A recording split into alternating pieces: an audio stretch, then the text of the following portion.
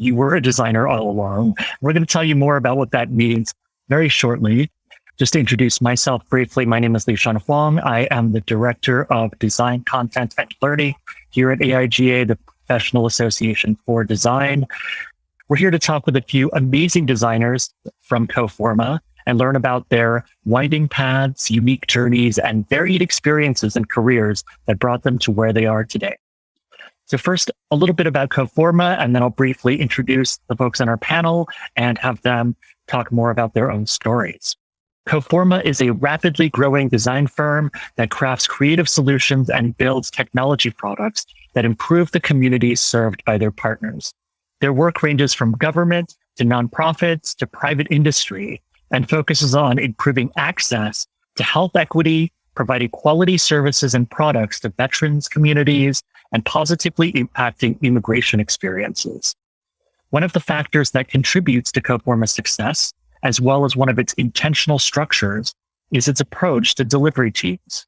Each of their cross-functional teams includes a mix of skill areas, life experiences, and company levels, in addition to high collaboration and coordination across project life cycles. A team might be composed of a graphic designer, a product designer, content strategist, and engineer, as well as employees from all levels of their organization. Other roles they have on projects might include videographers, historians, art directors, translators, and more. They build teams that best fit the challenge.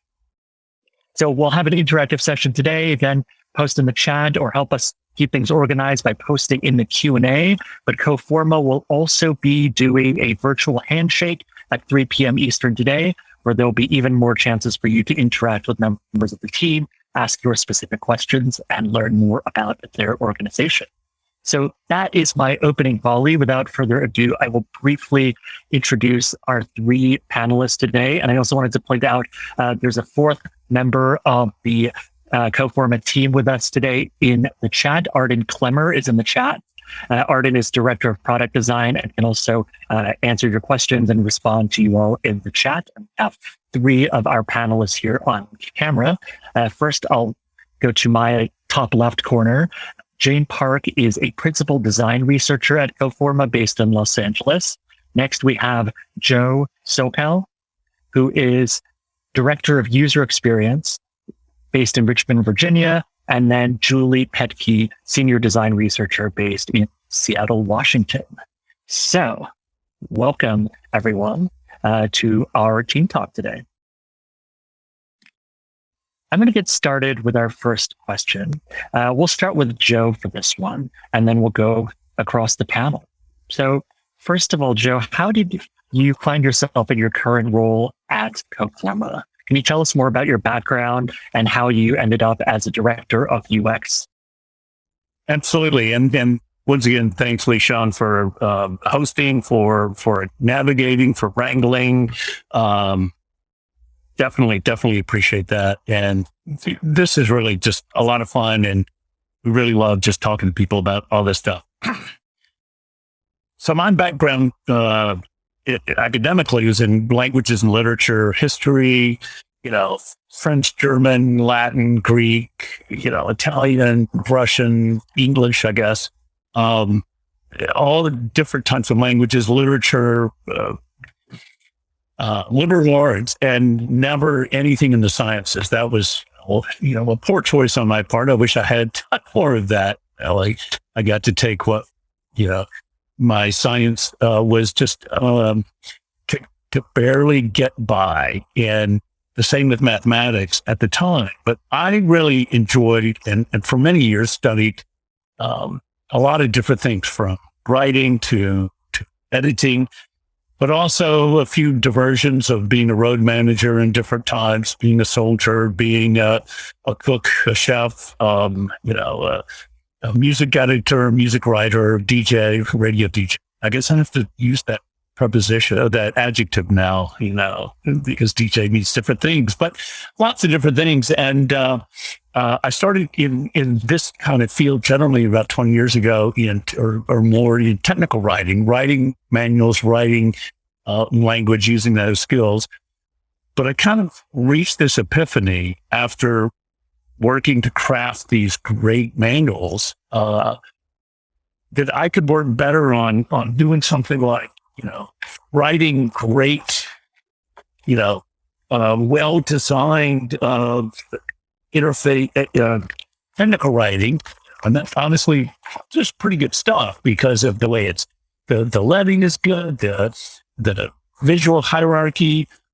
But, some of these things were 18-step procedures. And I reached this epiphany after reading things about human-computer interaction, Brenda Laurel's user interface design, her computers as theater, and other things that I could work to make this stuff look better, even read better, or I could just work to make a product that didn't need 18 steps to be able to do that works really the way people think. And that was the real epiphany that brought me to this. I went to a lot of conferences and still very much involved in the information architecture world, the Interaction Design Association, World Usability Day, all these different conferences. And during that time, a number of years ago, I met Coforma's CEO, now CEO, Eduardo Ortiz, and our CTO, Yoni Knoll, and just had these kind of relationships over the years. And because of that, about a year ago, when this position as director of UX design came up, Eduardo, using the Twitter machine, said, "Hey, Joe, we've got this thing, come play with us." And that's literally how I came here. Wonderful. Hopefully I just wanted to not too twisted a tale. No, I love the diversity of paths that kind of converge to where you are now. I just wanted to highlight a few points from that story that you shared. I really loved this epiphany moment from looking at this manual about the 18-step procedure and saying like, okay, well, it's good to explain things and write clearly, but what if we didn't need to write a spot, right? And just designed a product that people could use without the 18-step manual. And then I also wanted to highlight that point about meeting the leadership of Coforma at a UX conference and then reconnecting a year later. I think that's such a great point too, that sometimes when we're meeting folks, we don't know when that relationship might come back to fruition with something that could lead to a career change or a job offer. So those are great story points. Thanks. So let's move on to Jane next, and then we'll have a little bit more of a free-form conversation. By the way, in case you haven't noticed, part of the qualifications to get you on this panel today is a first name that starts with the letter J, and also an amazing bookshelf, which I do not have because I'm in a supply closet on campus today. But we'll go to Jane next. So Jane, tell us a bit more about your background. You have an interesting history of your career in research as well as philosophy. And you also worked at Creative Commons for a long time. So how did you end up at Coforma? Yeah. So like Joe, my background is in liberal arts. For some reason, I decided to study philosophy back in college. It seemed like a good idea at the time. And now looking back, it sort of makes sense why I'm in design research, because it's all about, both things are about looking to learn more about the human condition and come up with frameworks to really understand people and their motivations and behaviors. But back at the time, I just decided to major in philosophy because it really piqued my interest. I was really just interested in understanding the world and why it was the way it was. I didn't really have any design or plan to become a designer or design researcher. In fact, my first job out of college was research assistant for Creative Commons in the open education space. I was just researching, how could we make educational resources more accessible to schools and to students and to teachers. And from there, every couple of years or so, I parlayed into a different role at Creative Commons. So I went from research assistant to communications to project management to product management. And then towards the end of my tenure at Creative Commons, which was I was there for so long, I was too embarrassed to say how long I was there for, but it was about a decade or more. I was tasked with figuring out how to keep Creative Commons relevant because it was founded in 2001 and this was many years later. And I decided the only way we could really keep an organization like that relevant was to really speak to our users and do human-centered design. And so because Creative Commons is a nonprofit, we have very limited budgets, but I was able to finagle a budget and say, we need to hire some human-centered design consultants. And that's how I ended up learning about human-centered design. And that's what got me on the track of becoming a design researcher. It really opened my eyes about what could be done using those frameworks. And I really fell in love with it. And I really love talking to people and learning about how they were using Creative Commons resources and applying it. We ended up talking to about 80 creators and users total for that project. So it was a massive generative research project, which I think is sort of my bread and butter. And so from then, I've left Creative Commons to write a book about my personal experiences and to sort of just kind of do consulting on my own. And a friend forwarded me a Design Gigs for Good job posting that Coforma had added to. And I'm sure you all are a part of that list.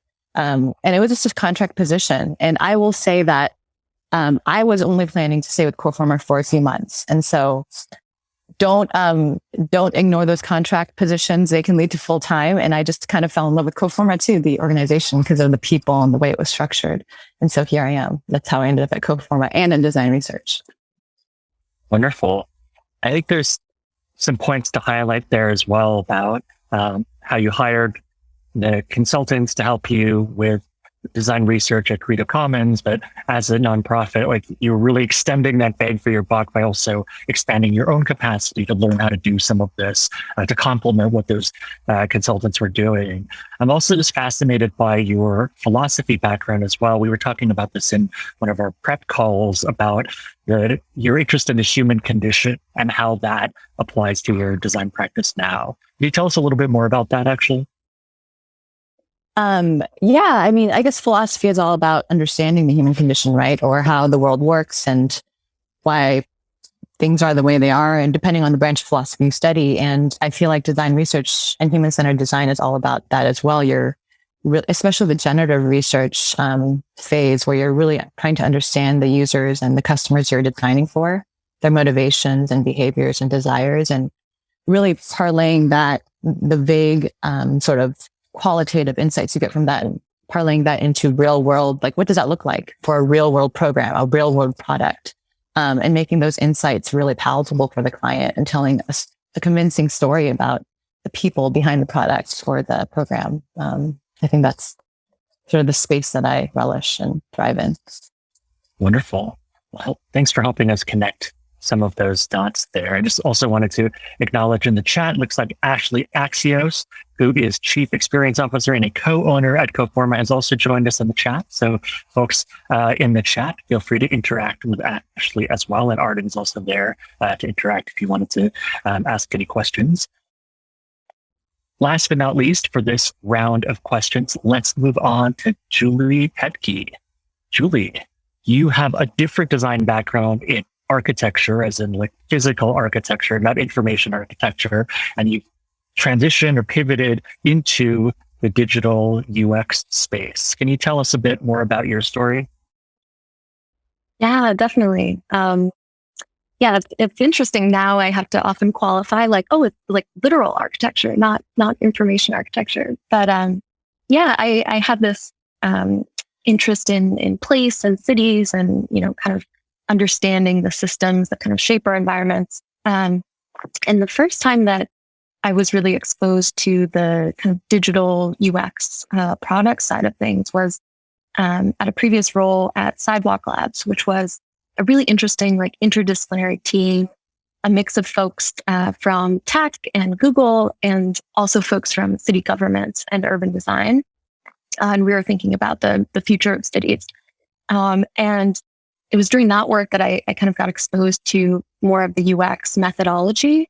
And I just really connected with that, like interviewing folks, getting out in the field, like talking to real users and kind of bringing their perspectives to that table, and integrating that into the design process and kind of getting away a little bit from this idea of the designer or the architect as this kind of expert who designs for, but not necessarily with.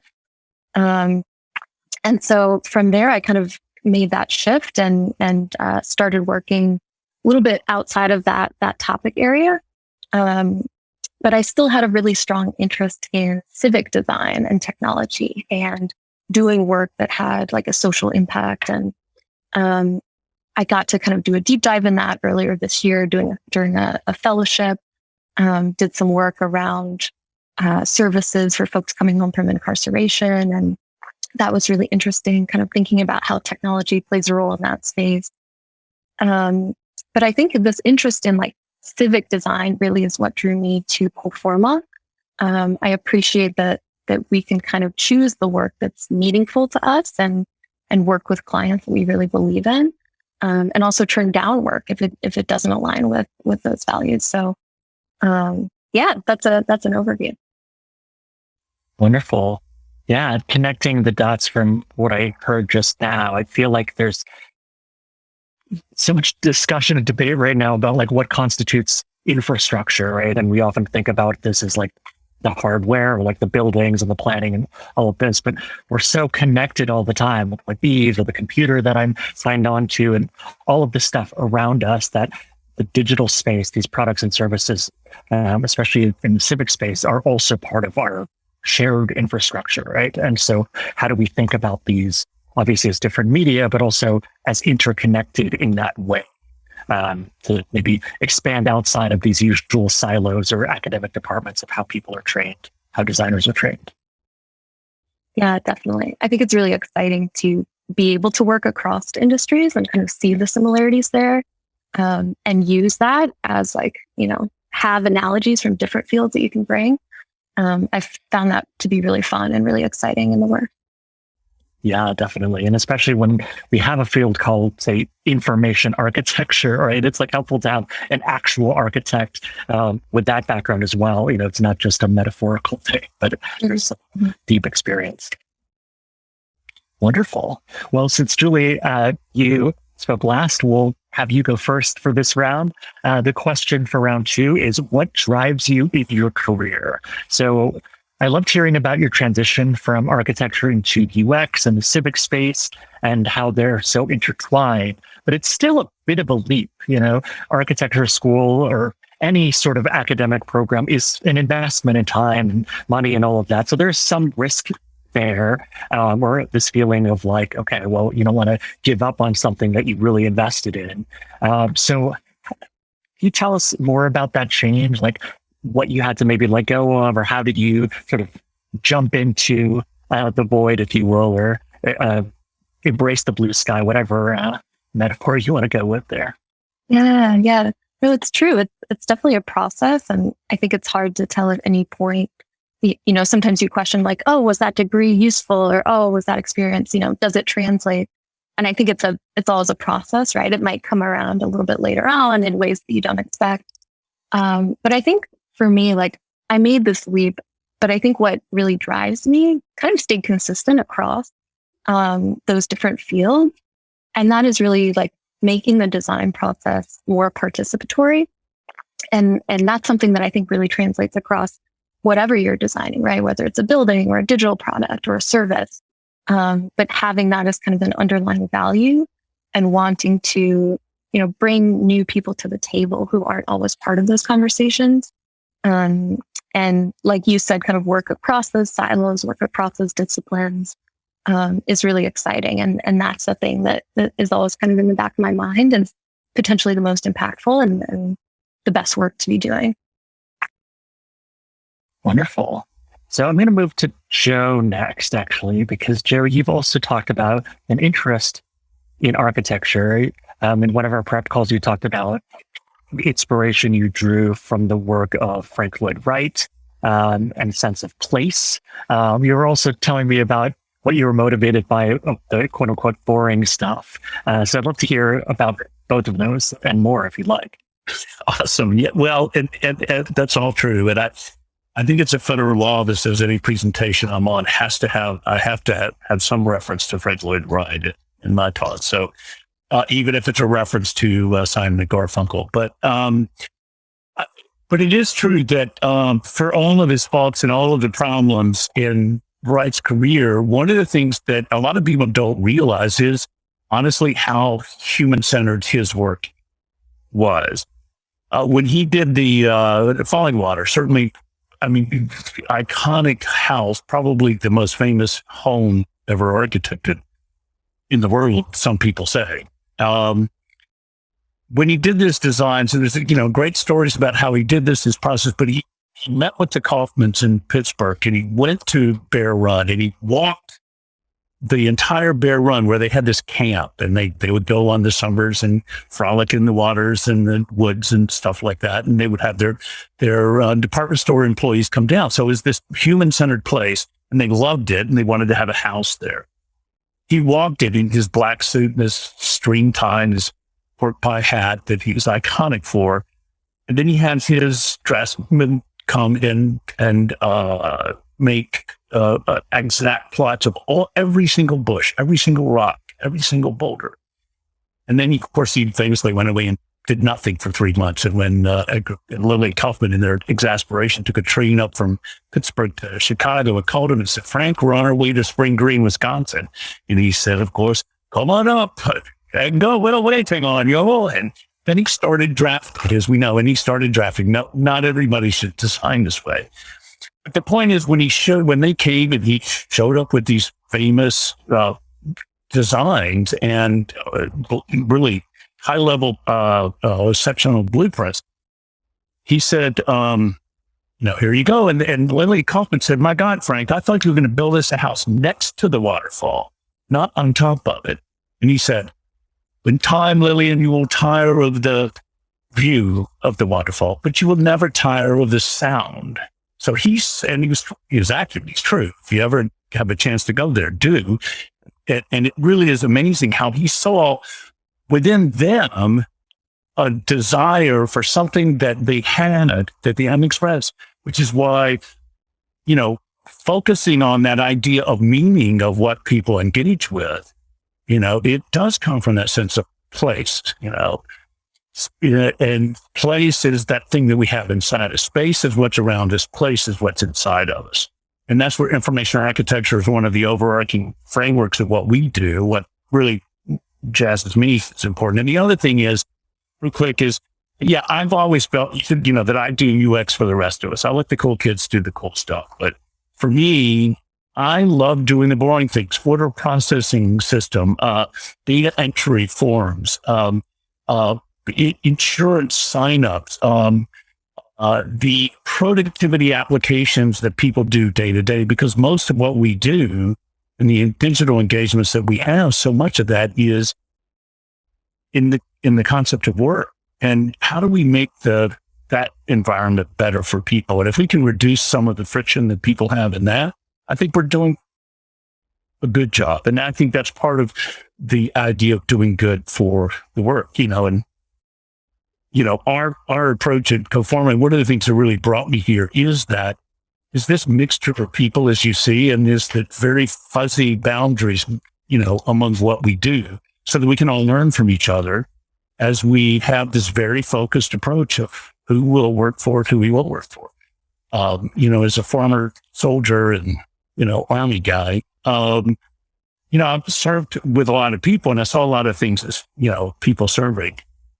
And so much of the work that we do, or that I've been exposed to, is with people who are kind of doing that hard work that you don't ever see. And I did working in those areas. So I'll show. I love having it for me.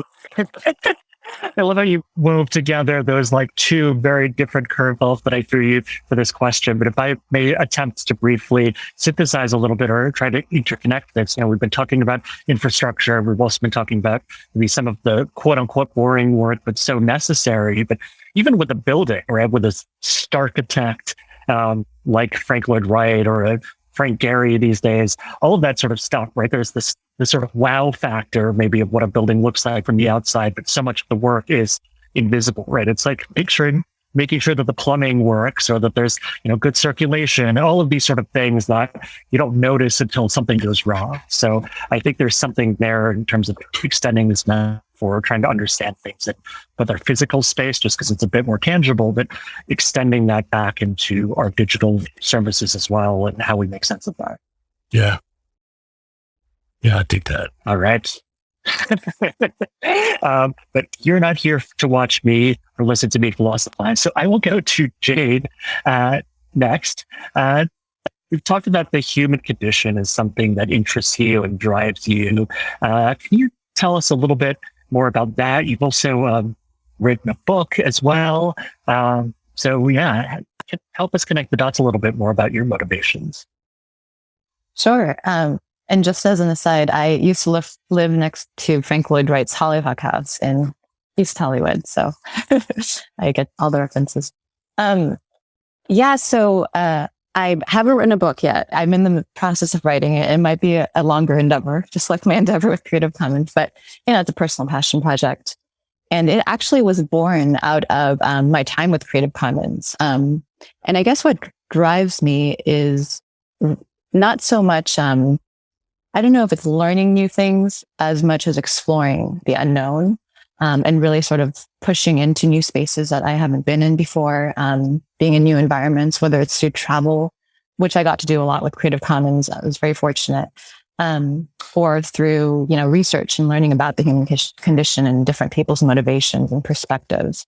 And so even if it's like quote unquote boring work, you're still really looking at the problem from a new angle and trying to address it that way. And I find that fascinating.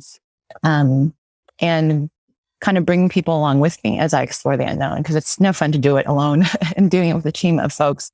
You find so much more richness and depth in the insights that are uncovered. I guess all of that to say is that in terms of what drives me, I'm exploring the unknown, which means that I don't really know what my future job is going to be until I've explored the current space I'm in. And so one thing leads to another. And so I don't really have a grand design. It's more about keeping on to keep on and continuing on. And so the book I'm writing, it's about friendship, but has nothing to do with the open source Creative Commons world. But it's because of the people I met through Creative Commons and my travels that I was inspired to write this book about friendship. So the unexpected can happen when you explore the unknown. And that's essentially why I keep doing what I'm doing. No, I think the unknown is such a great motivator for a lot of us in design and other creative fields. I think it's this interesting tension, especially as researchers and other folks who are curious about the world, right? Because there's always an unknown. Like you're always designing with some unknowns, right? You're never going to know everything given complex systems and just how complex people are. And as a driver, I think that there's always like the next unknown that's out there. So those were our first two questions. And I think we hopefully have a good understanding of our three panels now and their backgrounds and their stories of how they got here today. Looks like there's also some great audience questions that have been happening. Q&A.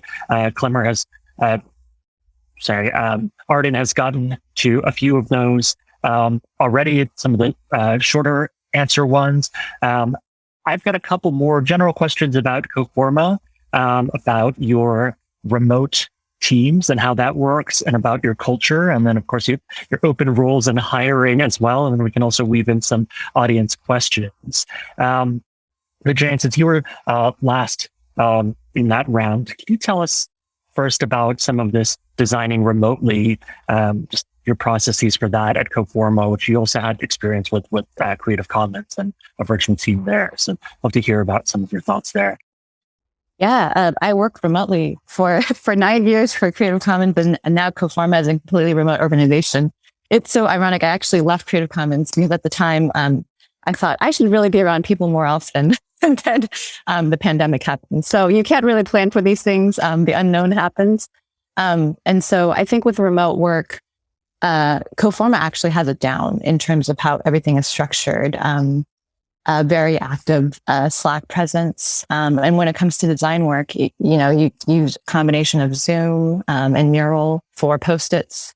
And what was the other thing that we used? Oh yeah, Figma. And you just it's less about the tools, right? Because you can find a plethora of tools out there that fit your needs. It's about getting your team to agree on the tools that you're going to use and coming up with sort of agreed upon expectations around those tools. And making sure people abide by those norms, like the code of conduct that we have here. And as long as the team agrees and you're going forward with it, you can do all sorts of things with technology these days. Does that answer the question? Yeah, I think it starts to. And then I think That's such a great point about like understanding of the rules and the norms, because there's things that we just know explicitly from being socialized in society for working in person. But I think with online, it's still sort of like, okay, it depends on the organization or the team. Like, how fast of a response do you expect from people? Or if people are working in different time zones, like, are people like trying to adapt to that? Or is it more of a time shifted thing and we can wait till the next morning, right? Like all of these things where there's like a lot of assumptions, but it's often helpful to just make those explicit and so people are on the same page. Let's go and just a general question. Maybe Julie can take this one. Can you tell us about Coforma's culture in general and how you've been experiencing this so far? Yeah. For me, having started at Coforma somewhat recently, I have kind of a fresh take on it. And I'm sure Joe and Arden could speak more, from a long-term perspective. But I think something I've really appreciated is, even though we are growing very quickly, it really feels like a tight community and a tight, close team. Within the first couple of weeks of my joining, like I had multiple one-on-one conversations with Ashley and Eduardo and, the founders, and just felt incredibly included, and like they really made time to be involved, both on a project level, but also, checking in one-on-one. I appreciate that manager check-ins are kind of built into the culture, and having those be really frequent times to kind of get together and have a conversation, get feedback, talk about your goals. There's a lot of support around professional development in that sense, and, actually working with your manager to talk through what that looks like in practice and how you can kind of weave that into the projects that you're on. And I think Jane probably touched on this a little bit too, but since we are remote, I really appreciate the flexibility. Like I'm on the West Coast, most of my project team is on the East Coast, but it's really been quite fluid. There's no core working hours. I've been able to kind of, do what works for me. And like some of the benefits around that too are really great. Like, just the flexibility to take time off when you need it, whether that's for mental health or PTO or vacation. It really feels like there's support around that. It's not just like a stated policy. It's like a practiced policy, and people bring it up, in conversation and really encourage it. So that's another aspect that just, from a kind of fresh perspective, I've really appreciated. Wonderful. Thank you for sharing that. It seems like even in your short amount of time at Coforma, you've experienced these great things about the culture. I see some great audience questions. So let's go to those in the Q&A, and then we'll circle back after that to learn more about some open positions and a bit about the hiring process that you all have at Coforma. So let's start with the first one from the audience. Mariana has a question about storytelling. How can someone practice storytelling to be a content designer or a UI UX designer? Or what kind of projects or assignments could be helpful in getting better at storytelling? That's a big question. I'll leave it to whoever wants to take this from our panel. I'm going to jump in a little bit. Please. Definitely want to hear from other folks. I think it's a great question. It certainly relates to something that we do look at, and the story that we tell of the people that are using the solutions that we're working on is critical. How you craft that story is not so much about the language that you use or the tools that you use, but the understanding I think that you have to have about what story is and why it's important. We have to be, and I think that we do a pretty good job in a lot of our sets, whether we're doing a research project where we're trying to find something out, and then we have to tell someone what we found. In a project I'm working on right now, we're doing agile approach to everything in the project, and part of that is an agile approach to user research, which means that every 2 weeks I'm talking to people who are doing the thing that is their day-to-day life.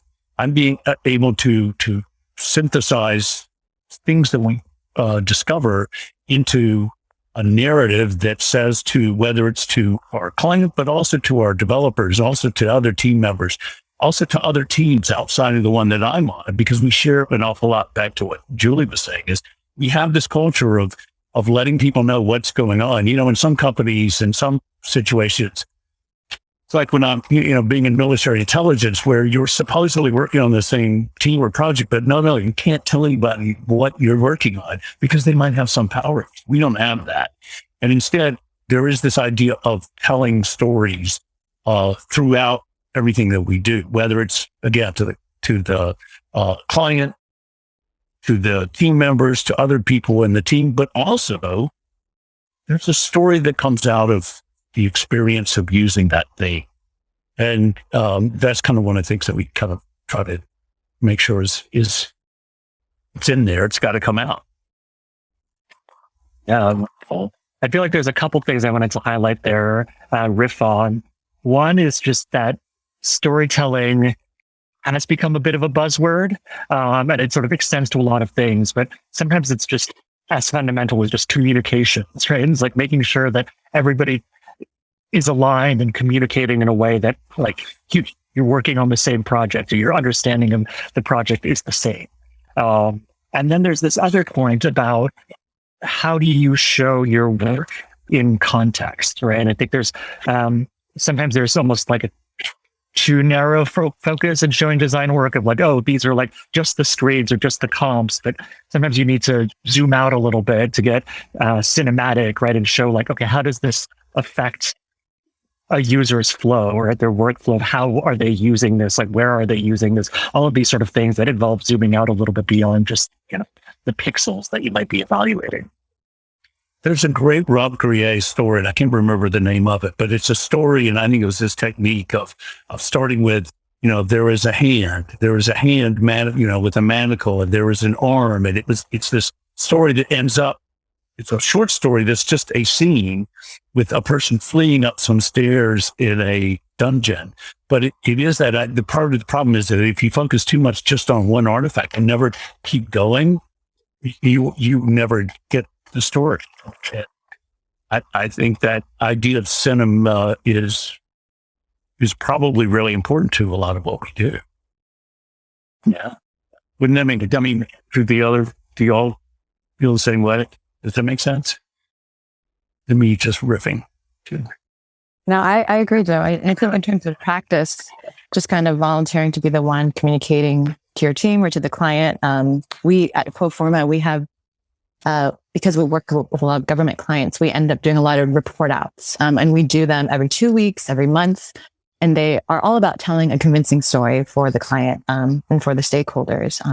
And you can only really get better by getting feedback directly. And so we see what resonates, we adjust for the future, and we keep on telling the story about the user.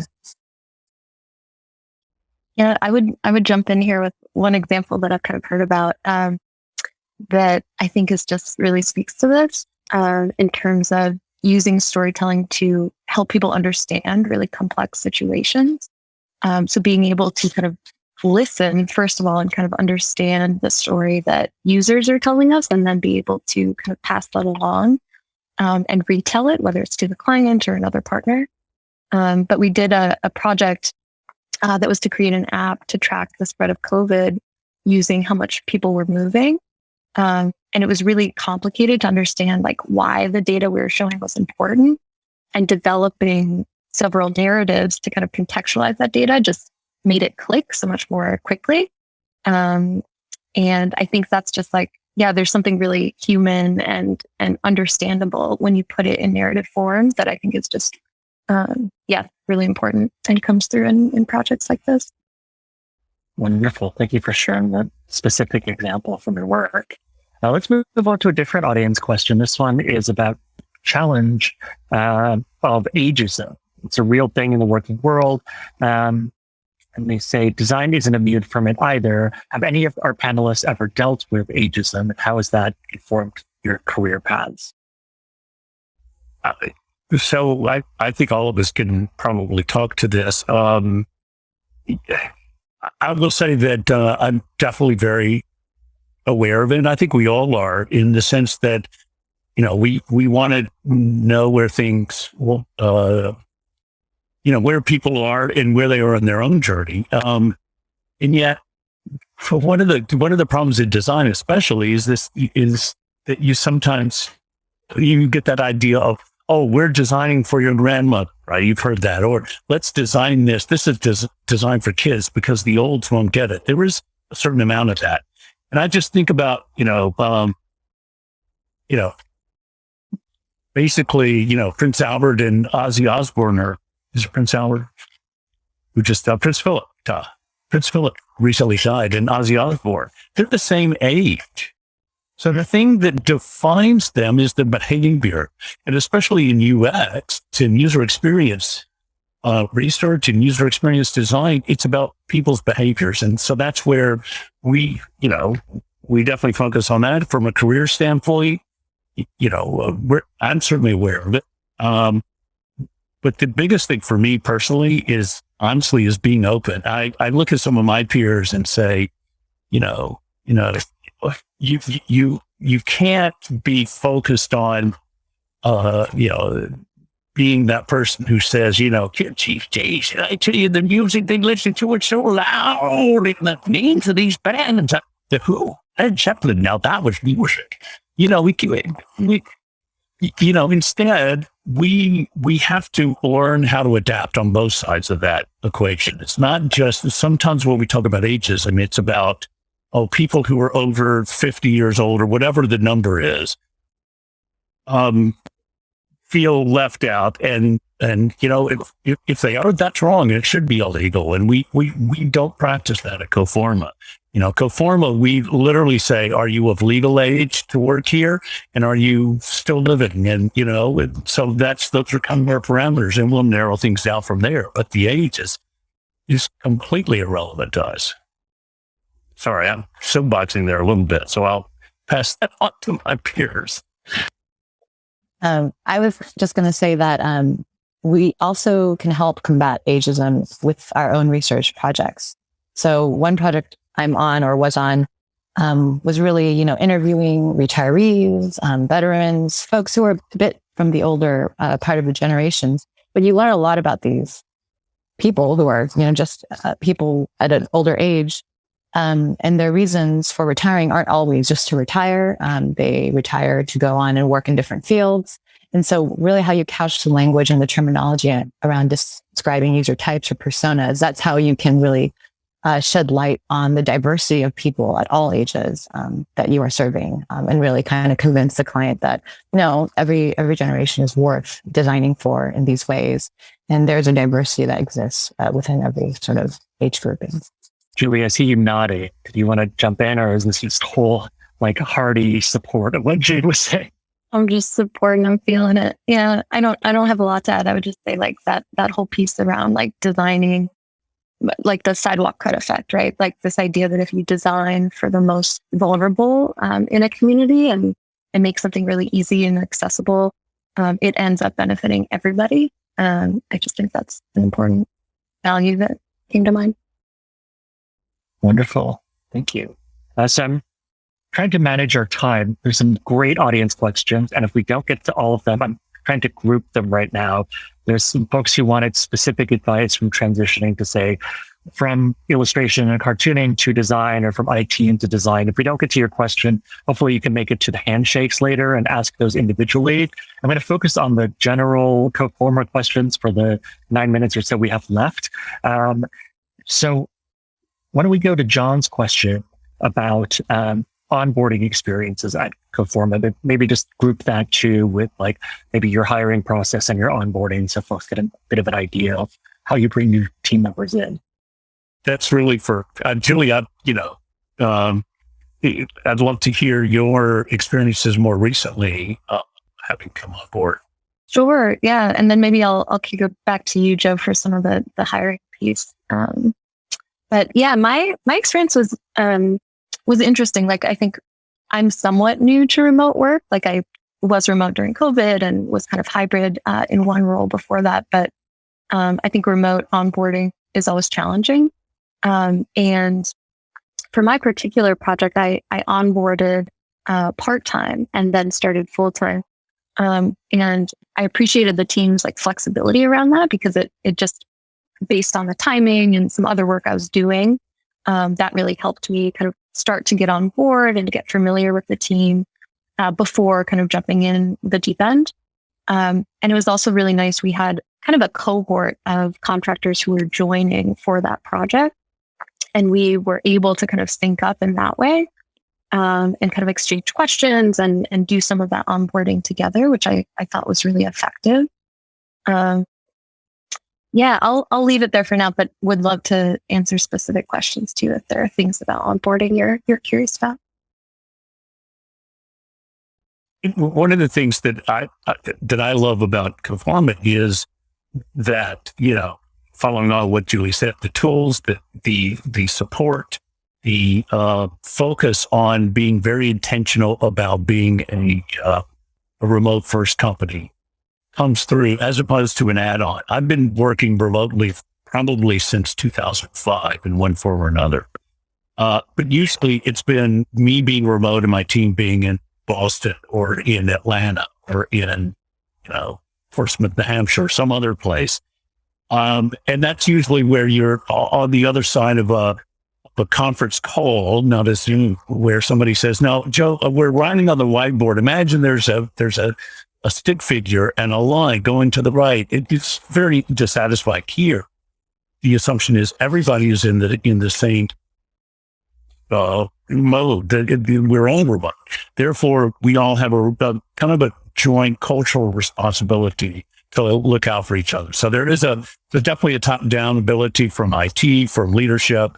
We have frequent one-on-ones with managers, with team members, but we also have a lot of virtual events to make sure that people know that they're involved. So, that's one of the things that I've just found helpful to me as a person who has worked remotely, but so many times has been as the odd person out. And it's great to work with a very diverse team that is, spread across a lot of time zones and it respectful of that so that we don't say somebody who's on the West Coast has to keep East Coast time. It's one of those imperious geocentric things that we've had in other IT companies or other consulting companies. So that's one of the things that we're very respectful about individuals. Wonderful. Thank you for giving us a little bit of context about your process there.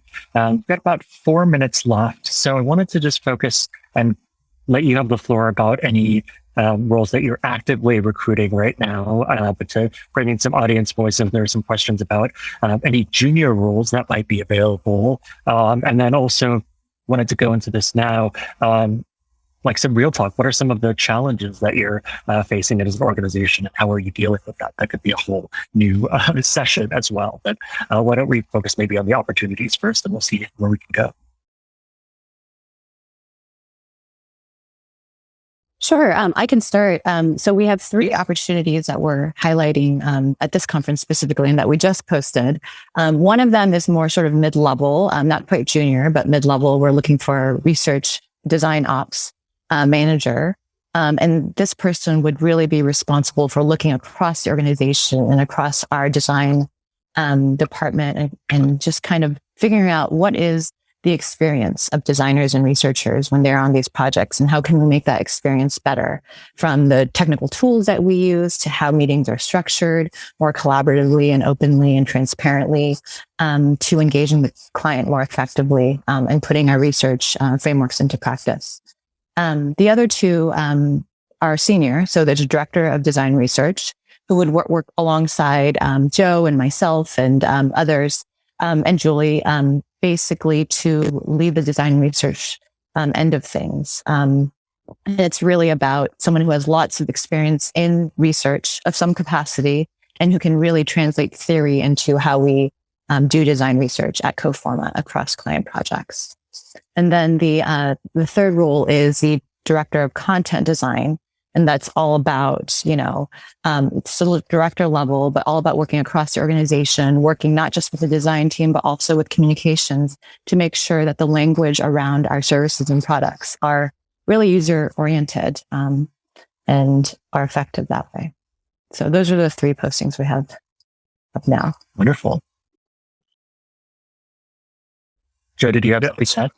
Well, and again, just, as that transition that, we are doing the virtual handshake, coming up in, some minutes, some block of time, and nothing very soon. That might be a place to add, to explore individual areas that you might be interested in. Wonderful.